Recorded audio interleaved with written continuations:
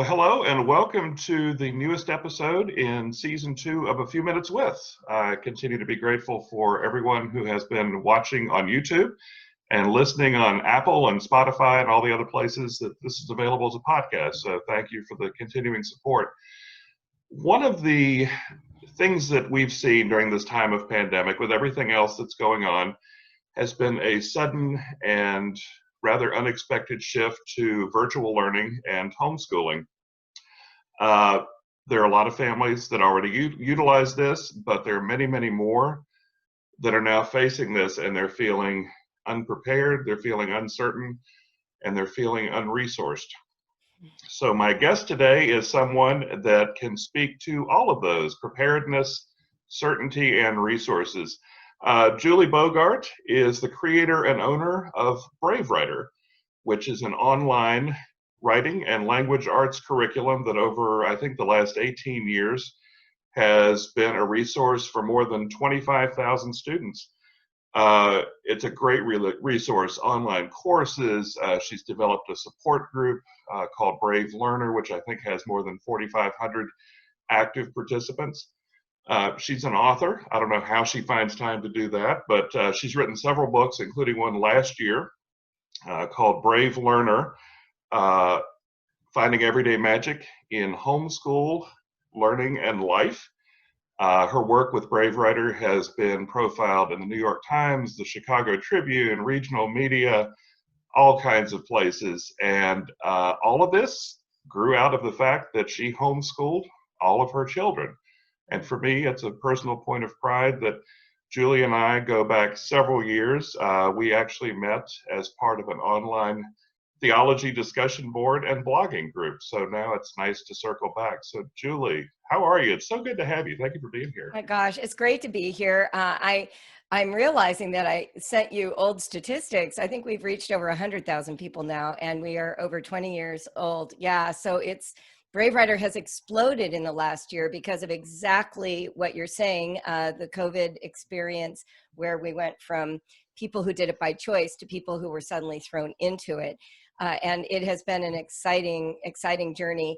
I did want to add, the other way I know Matt Rhodes is he was in my fantasy football league. And I think I won one year and you won the cup the second year, or vice versa. It was one of those. Maybe you won first and I won second. Do you remember that? I do indeed. And in fact, one year, I think the trophy was a Santa Claus on a motorcycle. Yes, exactly. And you shipped it to me. I think that was exactly what it was. Oh my gosh. But it is with great joy that I'm here, and I really relish the opportunity to share with your audience. So thanks for inviting me, Matt.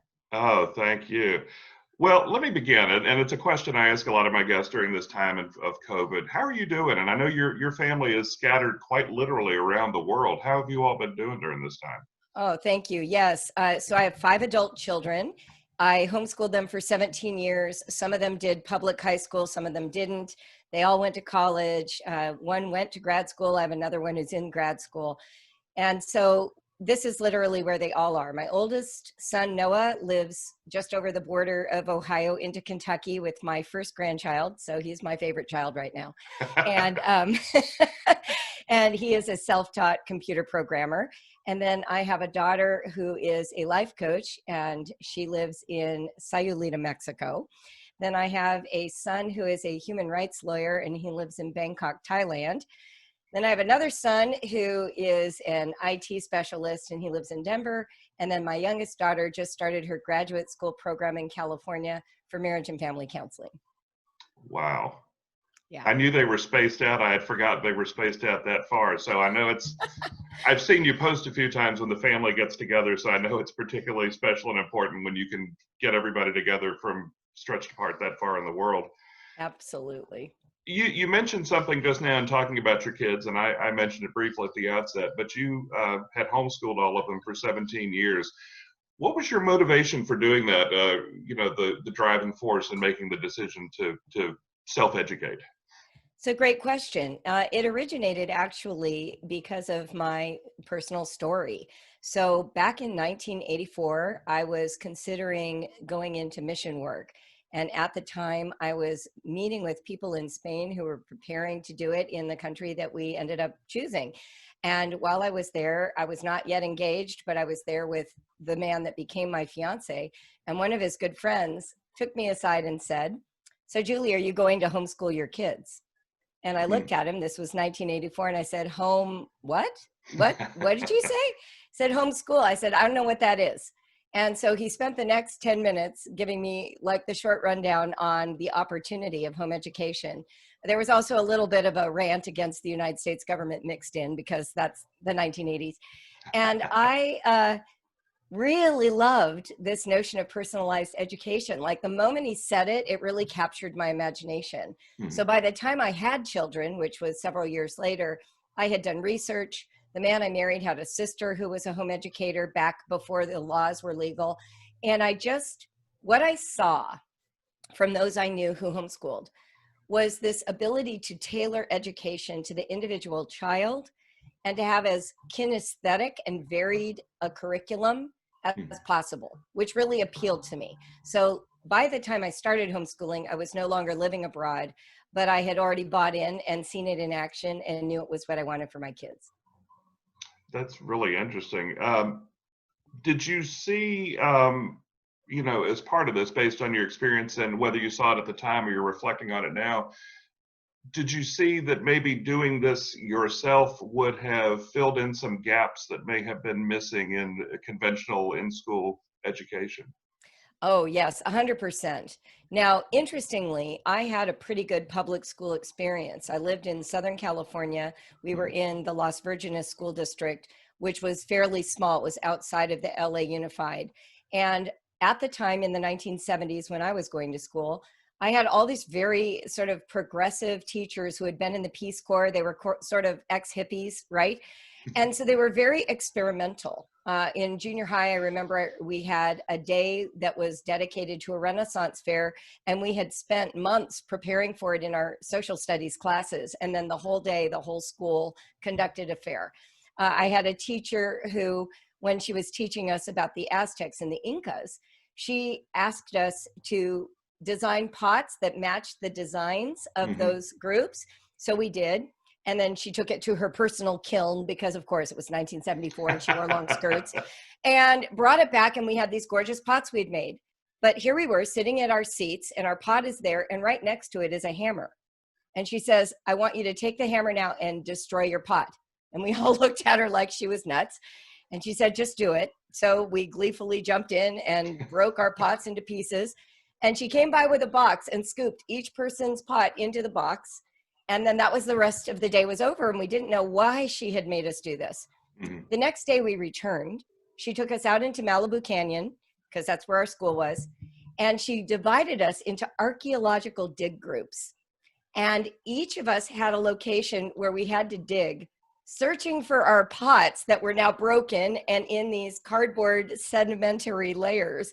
And we had to detect what era this came from through a dig.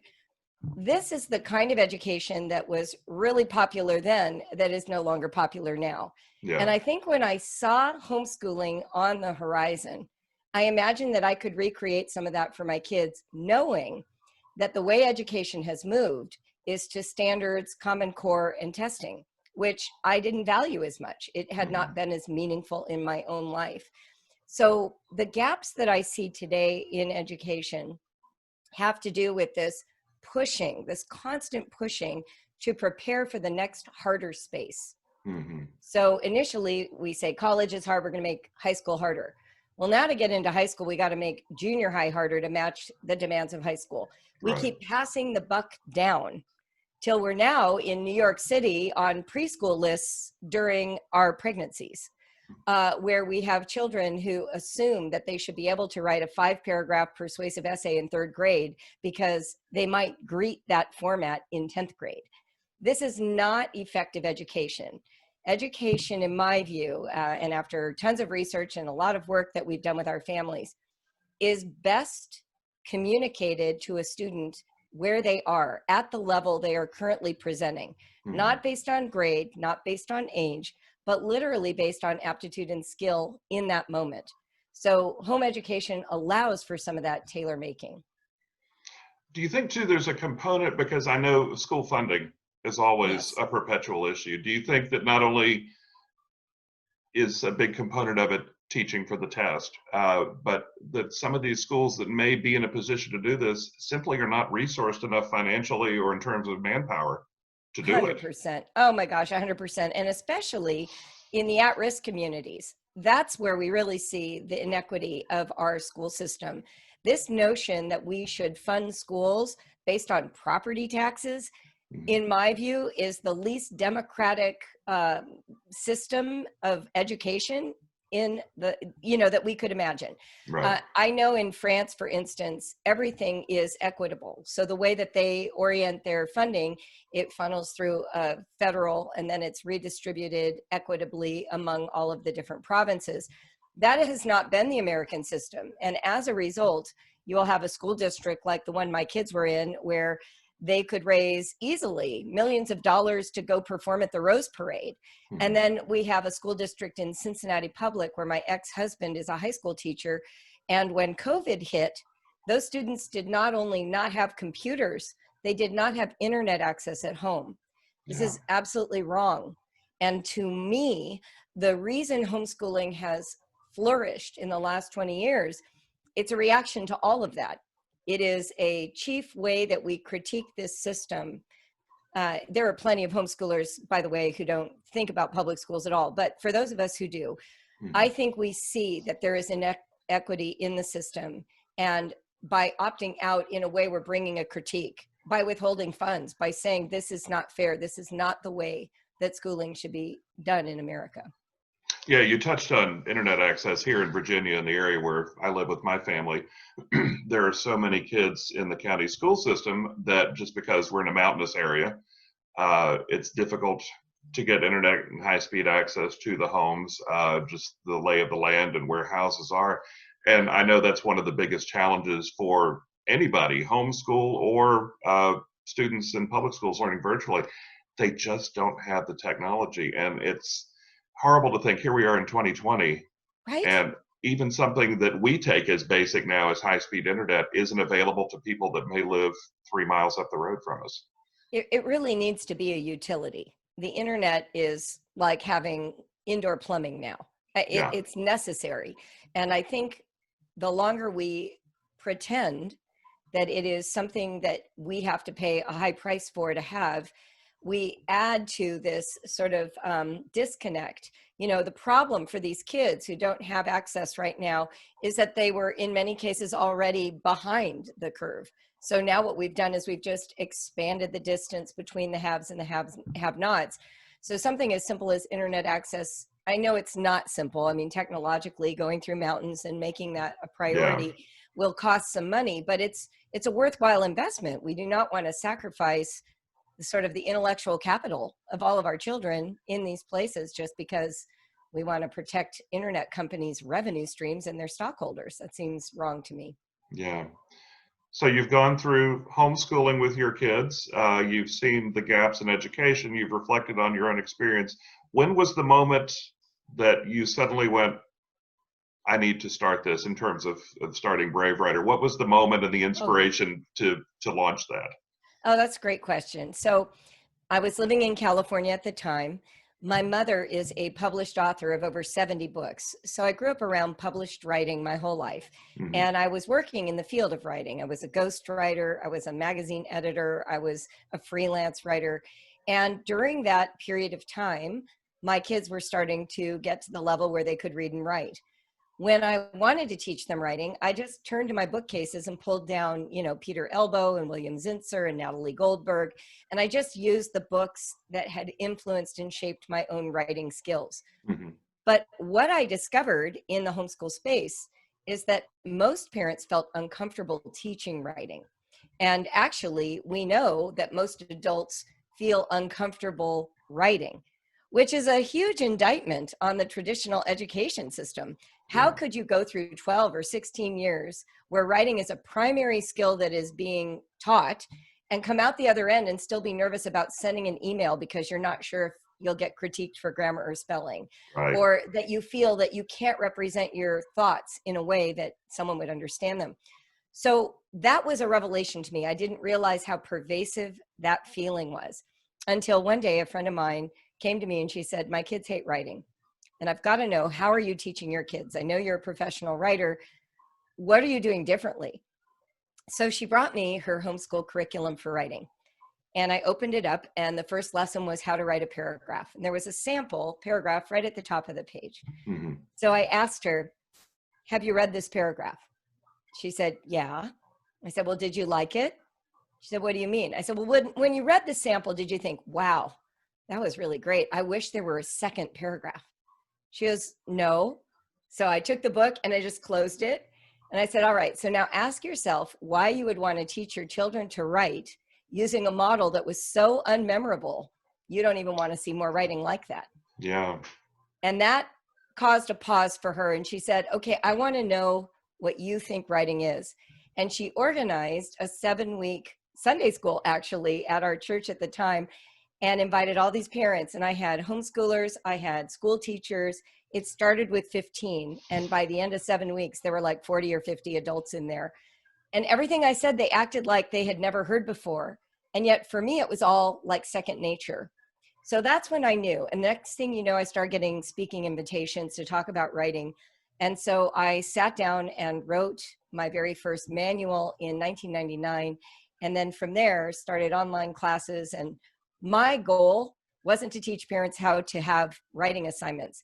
It's to teach parents how to keep their kids from hating writing and how to facilitate the growth of a writing voice. You know, there was something really powerful when you were talking about opening the curriculum that your friend had shared with you and how unmemorable it was.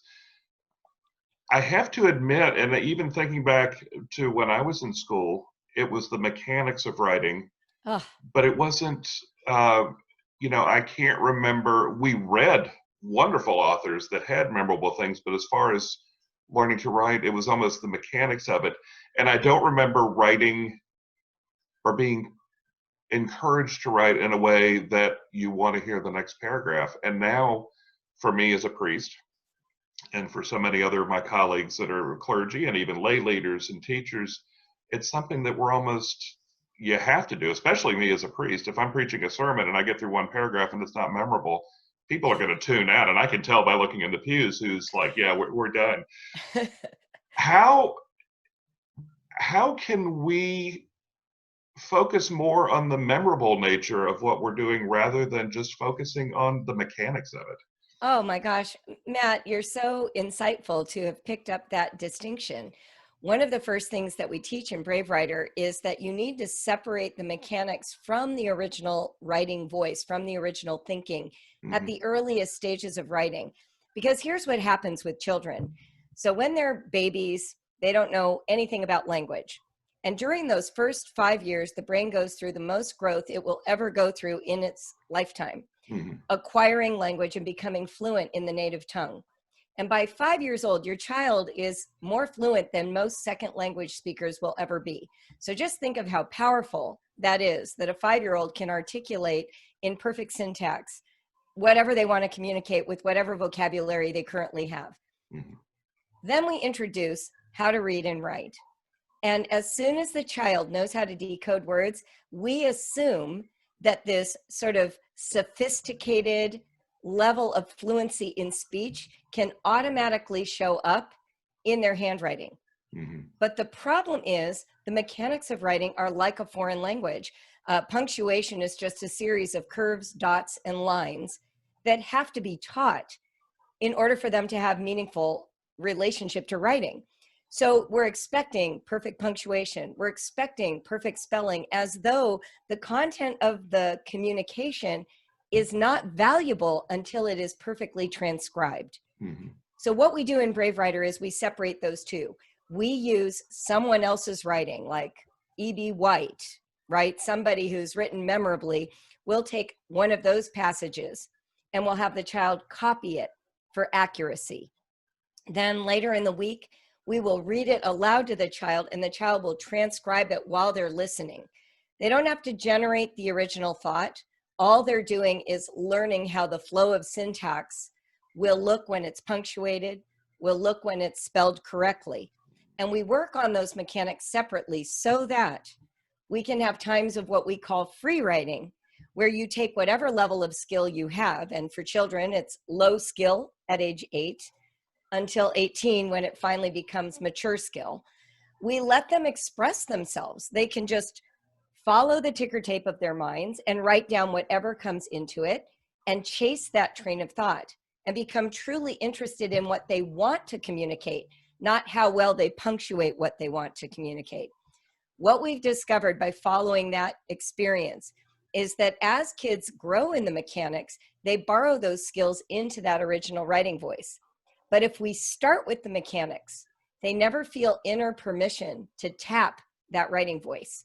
They hold it back. They dumb it down to match the mechanics so they won't get bad grades. I love it. It sounds almost like you're taking, you used E.B. White as an example, but it sounds like you're using almost a reverse engineering approach. Exactly. Taking oh my God, I'm going to steal that language. That's exactly what we're doing. Yes. Taking a car engine and breaking it apart so that you see the components and then putting it back together versus throwing out the carburetor and the starter and everything else saying, build me an engine. Yes. Oh my gosh. What a fabulous analogy. I have never heard that before. I love that. And I'll go further. The thing that is fascinating to me is that I think because school is managing 30 students and we are an outcome-based oriented system, mechanics, you can score. Oh, there's no period. I'll mark that wrong. Oh, the spelling is poor. I'll mark that wrong. It's very hard to quantify the quality of insight. And so what typically happens is that a teacher who's cranking through 30 or 100 papers is quick to be a copy editor because it takes so much more work to engage the content. But what we do in Brave Writer and what's helpful about homeschooling is you have a smaller class size and you actually know the person doing the writing. So you're able to actually validate the content, even if it's misspelled. You can say, wow, you know a lot about tanks. Oh, I'm really curious to know how you beat that level on that video game. Look at this interesting metaphor you used here. You can actually identify the quality of the content first and note where they don't know the mechanics, but don't hold them accountable for what they don't know. Actually teach it somewhere else, because there's nothing worse than being a child who's being asked to write. Let's say you say, write about your birthday. And so your child writes, you know, I love the way the house smells like cinnamon rolls on my birthday because my mom always makes them. And then your mom reads this beautiful sentence that's a total compliment to her. And she says, hey, you misspelled house. No child is going to feel like they want to risk writing again if all you see is a mechanics failure and you miss the spirit of the communication. Yeah. So here's the great hypothetical. I come to you, wife and I have 2 kids, and you know, I'll just remove COVID from the equation. We've just decided to shift to homeschooling. Have zero idea where to begin. And so my email to you is, Dear Julie, help. I get this every day, so this is a good question. So what would be the starter steps for somebody that is either struggling with the decision to go to homeschooling or is now confronted with the necessity of homeschooling and they don't know if they're resourced enough? What is the process that you walk them through to feel like that they're prepared and ready for this? So there are a few things that are super helpful.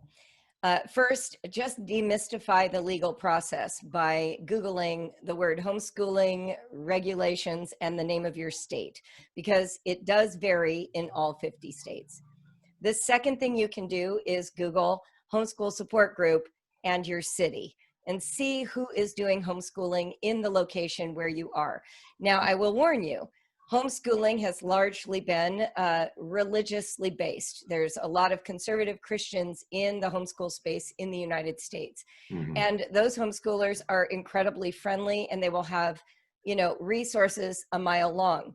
They may or may not fit with your family's perspective.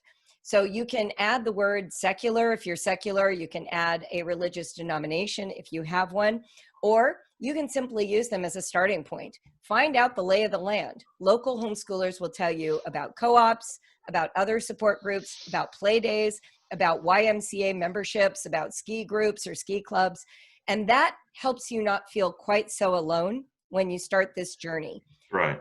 The next thing I would recommend, of course, would be to buy my book, The Brave Learner. It is sort of my pedagogical guide to make sure that when you start homeschooling, you don't just bring school into the home. We Mm-hmm. want to actually take advantage of the properties of home to support learning. So instead of setting up a desk and planting a flag in the dining room and, ringing a bell and starting at 9 in the morning with the pledge, this is now creating a lifestyle of learning. This is what you are embarking on. You are going to find a way to take advantage of the fact that you can make snacks during math. You can curl up in the sectional with a clipboard and your pet cat and do your writing assignment. Yeah. You can sit in the backyard for a read aloud. You can get in the car and actually go to nature rather than studying about it in a textbook. This is your opportunity to start to interpret learning through the lens of what it means to be a family and in a home. And I trust too, and I think I'm answering my own question, but this applies not only to people that are doing strictly homeschooling, but even families now, like my kids with COVID, have been forced to shift to a completely virtual thing where there's a bit more isolation and a bit more uncertainty. I assume these tips apply to them as well. Oh my gosh, completely. In fact, since March, I've just been nonstop on interviews. And literally every single interview asks this one question, which is, what is the first thing you would say to somebody who is a COVID homeschooler? Mm-hmm. And that's the first thing I say. I say, remember that you're at home, that recreating school is unnecessary, that your kids, when they go back to school, they will remember those requirements because the entire building, the framework for how you relate to school is established there. Mm-hmm. But when you come home, just think about yourself. You're out in the world, you're doing your job. I see you with your clerical collar on. I know that when I'm out and I'm doing something professional, I wear high heels. I always wear a bra. These are things we do when we leave the house and we become the person that fits into a system. Mm-hmm. But when we come home, we kick off our shoes, we strip the bra, we flop on the couch, and our kids have that internal feeling. So when we try to turn home into the feel of school, it violates something very profound for that child. This place where they get to show up as themselves is suddenly transforming itself into an expectation factory. So what we want to do instead is acknowledge that they're at home. Yes, you're on your Zoom meeting right now for math, but I'm going to give you a little bowl of peanuts and you can snack on those while you're listening.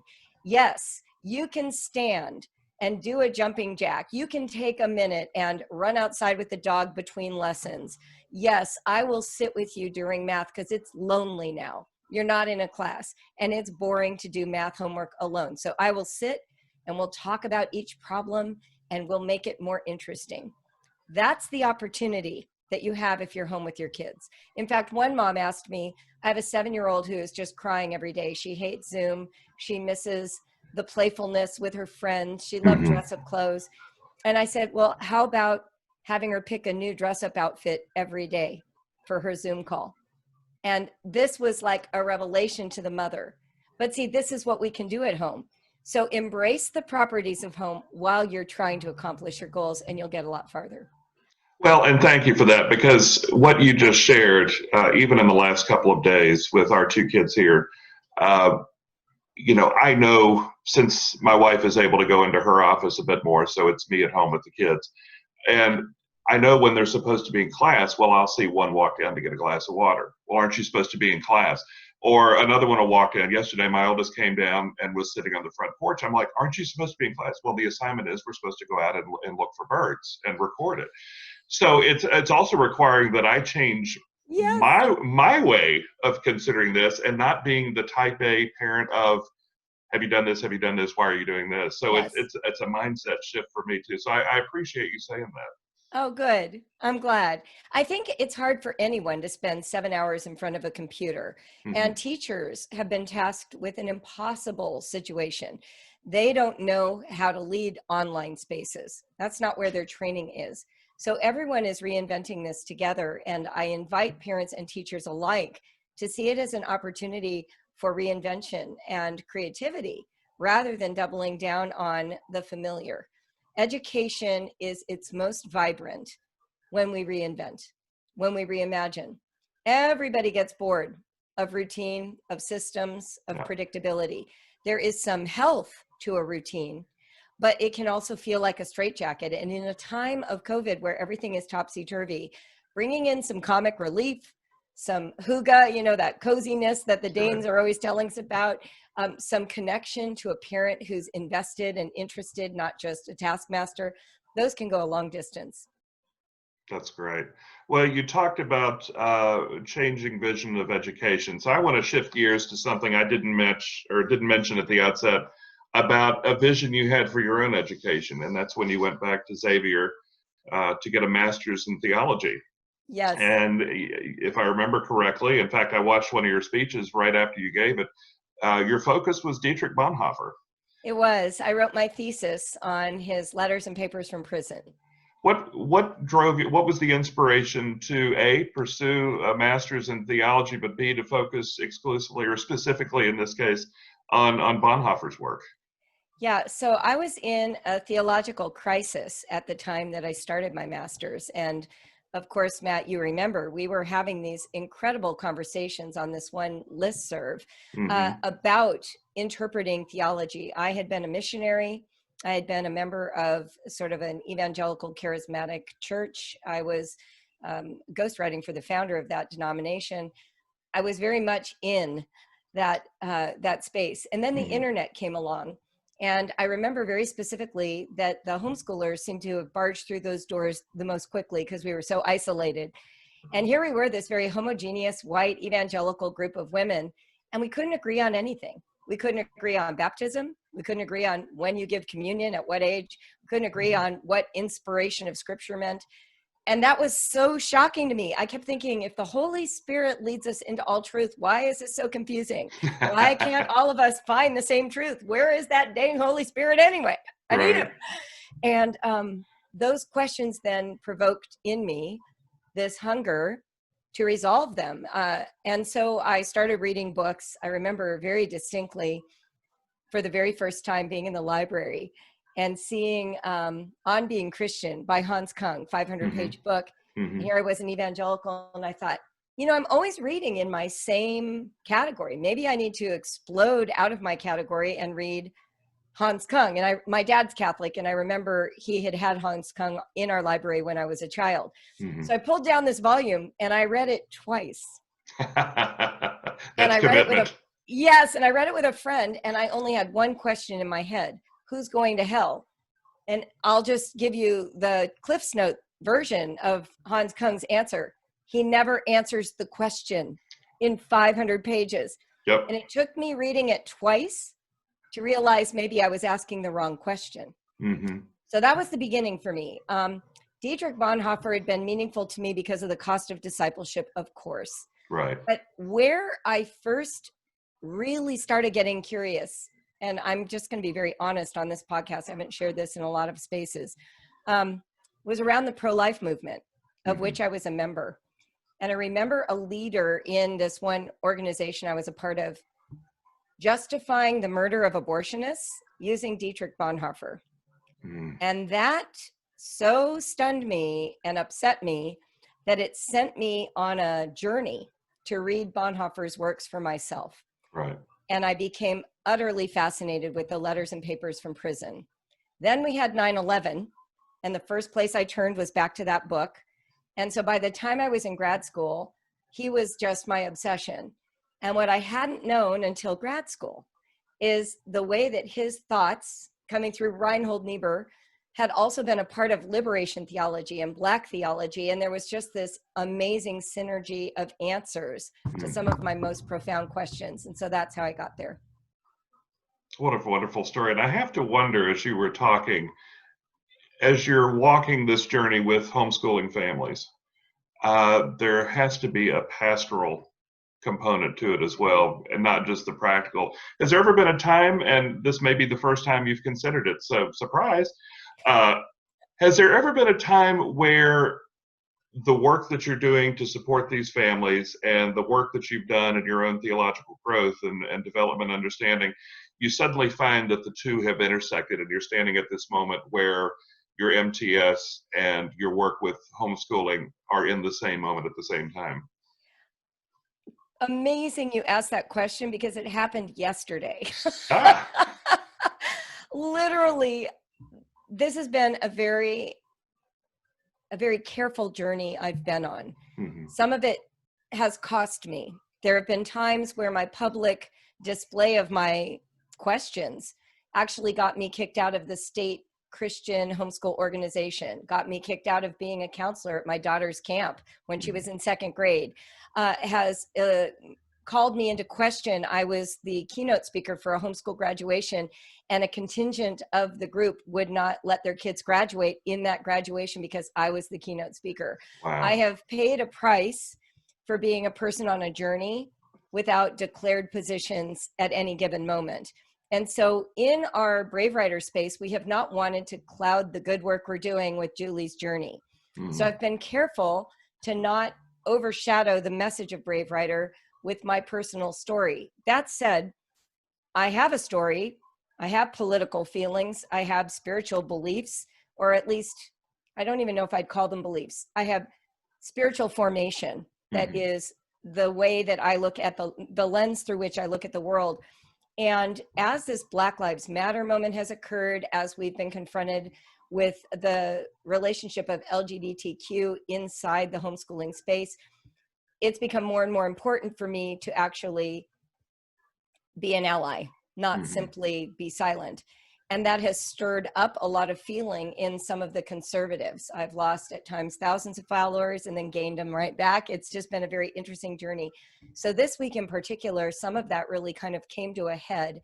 And yesterday, I took the opportunity to actually share some of my story and the thinkers who've influenced me the most, and how that shapes not only who I am, but some of what Brave Writer's about. And that just happened yesterday. And it was, I'm sure you had this feeling when you went into your vocation, Matt. It's like, you know, the moment has arrived and you think, okay, now I can own this. Up until now, I wasn't ready, but I can own who I am in this space and it will be okay. So thank you for putting it that way, though. I feel emotional about it. Thank you. Well, and I know too how, you know, again, we've known each other for a long time, and I know how important your journey has been. And, you know, we were talking before we started recording, but I've been thinking back to the time we've known each other. And I mean, you have drawn on some powerful people, James Cone and Bonhoeffer and Martin Luther King, and people that weren't just saying something, but were actually getting out and, you know, not just, they were walking and living the words that they were saying. So I know how important. That's the premise of Bonhoeffer, right? So his premise in Letters and Papers from Prison, he has many themes, but the central idea is that we are expected to take responsible action in history, that we're not, you know, he comes from the Lutheran background, which has this sort of predestination quality to it, this God's sovereignty quality to it, that people could sort of rest on and not act. And so his counter move during the era of the Nazis, during the Holocaust, was to say, that isn't how it is, that a Christian is not delegating to some abstract notion of God's sovereignty the events occurring around them, that it is up to us to be shapers of the history, the moment that we're in, responsible, fully aware. He even says, even if it causes him to be a sinner in that act, but relying completely on the forgiveness and mercy of a loving God who will understand that we are trying to act on behalf of the oppressed. Bonhoeffer gave me language to understand how to live those sort of discrepancies. And I think we're in a moment like that right now. We're all asking, is it enough just to agree or to align? And I think it isn't. And as one of my heroes, John Lewis, says, it's time to get in good trouble. Yes. Time to get in good trouble. We miss him already. Oh yes. Oh yes. That's a separate conversation we'll have to have sometime. Okay, good. So here at the end, before we wrap up, for those that are listening and are intrigued and are looking for help and resources, what's the best way they can reach out to you and get involved in the Brave Writer program? So if you're looking specifically for how to boost or inject some fun into writing, go to bravewriter.com and download my 7-day writing blitz. I promise you, even the most reluctant writer is going to be like, wait, what? And I'll just warn you, day one is graffiti, meaning they're going to write on a whole bunch of surfaces that you should be prepared for. So I would start there. And if you have questions about our program, you can write to help@bravewriter.com. And we have trained staff that will sort of introduce you to our online classes and our products in case you're looking for a way to get started. And then, of course, my book, The Brave Learner, is available for sale on all platforms, wherever you buy books. And if you go to thebravelearner.com, there is a free downloadable companion guide that is like a journal designed to go with the book. And that might be a nice way to help you wade into the waters of homeschooling. That's great. And with a track record of 20 years and 100,000 students, it's working out well. It's working well. Julie, thank you so much, not only for being here, but for sharing a bit of your journey and for doing so much to help families that are, you just used the phrase, wait, what? There are so many families that are in that, wait, what am I supposed to do phase. So Awesome. Thank you so much for being here and for sharing this with us. Oh, Matt, it is a complete pleasure. I love seeing you again. Great to see you. Take care. God bless.